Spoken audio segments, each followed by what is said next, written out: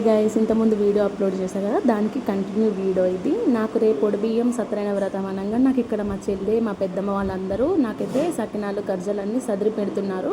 ఎందుకంటే నేను బియ్యం పోసుకున్నాక ఇంట్లో ఉండదు కదా, మనం వెంబడే మేము వెళ్ళిపోవాలి కాబట్టి నా ఐటమ్స్ అన్నీ ప్రతి ఒక్కటి, నా సూస్కెట్, నా లగేజ్ ప్రతి ఒక్కటి అన్నీ సదురుతున్నారు మా వాళ్ళు. ఇక్కడ ఫంక్షన్ అంటే ప్రతి ఒక్కరు ఇంట్లో చేయాల్సింది.